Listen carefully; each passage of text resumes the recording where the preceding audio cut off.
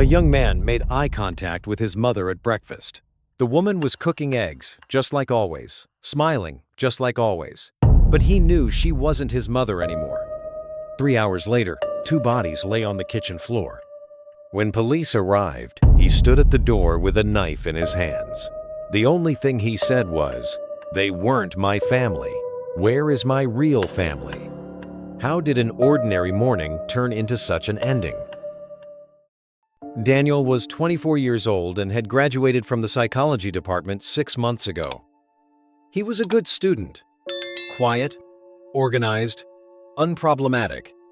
His friends would describe him as reliable. He didn't go to parties, but when invited, he would politely decline. After graduation, he had moved back to his family's home, a small town, a quiet neighborhood, a 2-story house. His father was a retired teacher. His mother worked part-time at a library. They ate dinner at 6 every evening. They went to church every Sunday. There was order. Daniel was applying for jobs. Every day he spent hours at his laptop sending out CVs. Rejection letters came, or no response at all. His father would occasionally say, "Don't rush, you'll find something." His mother would cast worried glances, but say nothing. His friends had stayed in the city. Daniel would text them occasionally, but it gradually decreased. They talked about their new jobs, new people. Daniel listened. He said nothing. His days began to resemble each other. Wake up in the morning, have breakfast, sit at the computer, apply, get rejected, eat, watch TV, sleep, a loop, again, again, again. His parents did the same things every day. His father read his newspaper, his mother cooked, same hours, same movements. Daniel would sometimes watch them, sometimes, just for a second. He felt a strange feeling, as if he didn't know them, as if they were strangers. But the feeling would pass. It always passed. It was December. Snow was falling outside. The house was silent. In the first week of January, Daniel went to a job interview. Downtown, a small consulting firm. He met with 3 people. They asked questions. Daniel answered. It went well. At least he thought so. A week later, the rejection email came. It said, "Profile not compatible." Daniel closed the email. He felt nothing. He didn't feel anything anymore. His father asked at dinner, "How did the interview go?" "It went well," Daniel said. "Did you hear back?" "No." His father nodded and continued eating. His mother silently collected the plates. Daniel went up to his room. He looked out the window. It was dark. Street lamps were on. Everything was frozen. 2 weeks later, an old college friend called. "Come to the city. Let's meet up," he said. Daniel didn't want to go, but his friend insisted. Saturday afternoon, he went to the city. They met at a cafe. His friend talked about his new job, his new girlfriend. Daniel listened. "How are you?" his friend asked. "I'm fine," Daniel said. "Still looking for work?" "Yes." "You'll find something, don't worry." Daniel smiled. He finished his coffee. An hour later, he went home. At home, his parents were watching TV. Same chairs, same positions. Daniel looked at them. For a moment, a very brief moment, their faces seemed strange. As if different people were sitting there. Daniel shook his head. "I'm tired," he murmured, and went upstairs. February came. Daniel went to the supermarket one evening. There was a shopping list. His mother had given it. Milk, bread, eggs. He was waiting in line at the checkout. Behind him, 2 women were talking. One said to the other, "There's something strange about that family." Daniel froze. "Always the same, like robots," said the other woman. They laughed. Daniel turned around. The women weren't looking at him. They were talking about another family. Daniel relaxed, but his heart was beating fast. When he got home, his mother was waiting at the door. "You're late," she said. There was a line. His mother took the bags. "Dinner is ready. Come." The 3 of them sat at the dining table. His parents were talking like always, about the weather, the neighbors, the garbage. Same topics, same sentences. Daniel looked at his plate. He was eating, but couldn't taste it. His father asked something. Daniel didn't hear. "Daniel? Sir? I said I'm listening to you." "Sorry, I was distracted." His father frowned. "You're always distracted now." Daniel said nothing. He finished his meal and went to his room. In mid-March, Daniel read something online. A syndrome where people thought their loved ones had been replaced. Capgras Syndrome. It was caused by a malfunction in the brain. Familiar faces appeared strange. Daniel closed the article. Ridiculous, he thought. But that night he had a dream. In his dream, his mother was standing in the kitchen, but her face was blurry. Daniel approached, looked at her face. She was a stranger. "Who are you?" he asked. The woman smiled. "I've always been here." Daniel woke up in a sweat. It was 3 o'clock. The house was silent. He didn't get up, just stared at the ceiling. It was April 14th, Tuesday morning. Daniel woke up late. He could hear sounds downstairs. His parents were in the kitchen. He got out of bed. His head hurt. His eyes burned. He looked in the mirror. His beard had grown. There were dark circles under his eyes. He went downstairs, entered the kitchen. His mother was preparing breakfast at the counter. His father was reading his newspaper. Everything was normal. Everything was like always. But when Daniel looked at them, something was wrong. His mother turned. "Good morning, sweetheart," she said. She was smiling. The same smile, the same voice, but the voice was wrong. As if it was playing from a recording, as if she was imitating. Daniel sat down. His hands were shaking. His father put down the newspaper. "Are you going to submit another application today?" he asked. The same question. The question he asked every morning. Same tone, same words. But now it was different. Now it was mechanical. Daniel looked at them. Really looked. His mother's eye movements. His father's sitting posture. Everything was the same. Too same. People couldn't be this same. People changed, made mistakes, said something surprising. They didn't. "Daniel," his mother said, "are you okay?" That voice. Familiar, but strange. Right, but wrong. Daniel stood up. "I'm going to the bathroom," he said. He went upstairs. In the bathroom, he splashed water on his face. He looked in the mirror. "You're being ridiculous," he whispered.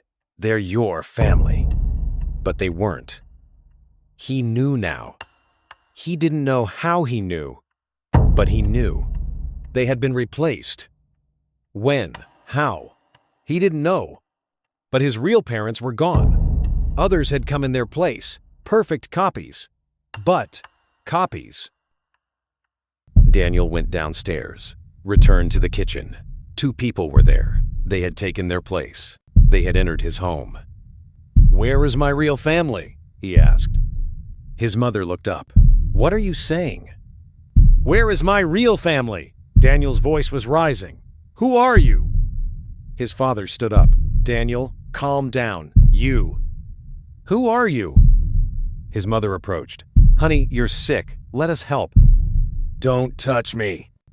Daniel backed away. Knives were on the counter. Kitchen knives. The knives his mother used every day. No, not his mother's. The knives this woman used. His hand reached out. He took the knife. "Daniel," his father was advancing. "Put down the knife." "You're not them. What did you do to my real family?" Time slowed down. His father was approaching. His mother was speaking, but Daniel couldn't hear. He only knew one thing. They were liars. They were fake. And to find his real family, he needed to get rid of them. The rest was blurry. There were screams. There was struggle. Then there was silence. Daniel looked at the kitchen floor. 2 bodies lay there. They weren't moving. His hand still held the knife. There was a knock on the door. Police came. Someone from the neighbors must have called. When he opened the door, the officers had drawn their guns. "Hands up!" Daniel dropped the knife to the floor. His hands were shaking. "They weren't my family," he said. His voice was calm. "Where is my real family?" They put handcuffs on him. They put him in the car. Daniel looked back. The house was there. Calm. Quiet. normal. But it wasn't normal. It never had been. So how did it happen? How did an ordinary young man, living with his family, quiet, organized, reach this point? What happened to Daniel is a rare condition known in neurology and psychiatry as Capgras Syndrome. The patient believes that their loved ones have been replaced by fake copies. The real cause is the disconnection between facial recognition and emotional response in the brain. Normally, when you see someone you love, your brain does two things. It recognizes the face, and you feel emotional warmth. In Capgras, this second part is broken. You recognize the face, but don't feel that familiar warmth. The result? The brain seeks a logical explanation. This person can't be real. They must be fake. Think about it. You see your mother, but feel nothing inside. How does the brain explain this inconsistency? It says, "This isn't my mother," a kind of emotional death. In Daniel's story, when his mother was preparing breakfast, everything looked right, but something felt wrong. This is the tragic paradox of Capgras. The eye says yes, the heart says no. Daniel had been living in his family's home for 6 months, cut off from the social world. He couldn't find work, his friends were far away, his daily routine had turned into a hamster wheel. This kind of prolonged isolation weakens perception of reality. Humans are social creatures. We need others to test reality. People we can ask, "Am I crazy or is this situation really strange?" Daniel didn't have such people. He only lived with his parents, and they always did the same things. In a repetitive, unchanging environment, the brain starts doing strange things. Same meal at the same time every day, same sentences, same gestures. Normality becomes abnormal.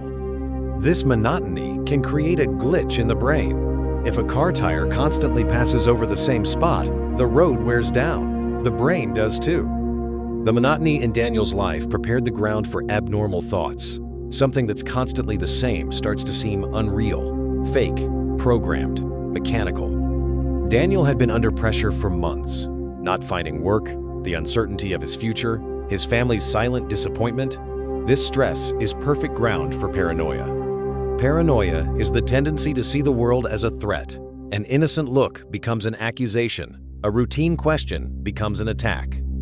The "like robots" comment Daniel accidentally overheard at the supermarket ignited the suspicion that was already ready. The Capgras article he read online gave a name to his vague feelings. And that morning in the kitchen, it all came together.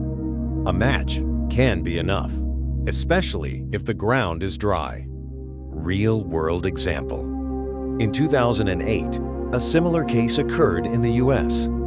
A middle-aged man killed his wife and told police, "That wasn't my wife, it was a clone." He was diagnosed with Capgras Syndrome in court. The man truly believed it. It wasn't a choice, it was a delusion. In another case, a woman took her father to the hospital thinking he was a robot. She wanted him x-rayed to see the wires inside. These people weren't malicious. Their brains were lying to them, and they believed the lie. Summary. Daniel's tragedy was the combination of 3 factors: the emotional disconnection created by Capgras Syndrome, the erosion of reality created by prolonged isolation, and the paranoia triggered by chronic stress. When these 3 came together, reality collapsed. And that morning in the kitchen, Daniel could no longer distinguish between reality and delusion. The question is, when our brain lies to us, how do we know the truth? Daniel's story is extreme, but think about it. How well do you know yourself? How much do your days repeat? How strong is your social circle? How high is your stress? We all have strange thoughts sometimes. Is everyone conspiring against me? Or am I in a simulation? These are normal. But when these thoughts intensify, when reality blurs, when loneliness deepens, we can reach a dangerous point. Daniel's tragedy might have been preventable if someone had noticed his isolation, if he had someone he could share those strange thoughts with, if he could have asked for help. Pay attention to yourself or someone around you. Reality is more fragile than you think. If this video made you think, Don't forget to like and subscribe. We're exploring the dark corners of criminal psychology together. In the next video, we'll dive into the depths of another mind. See you then.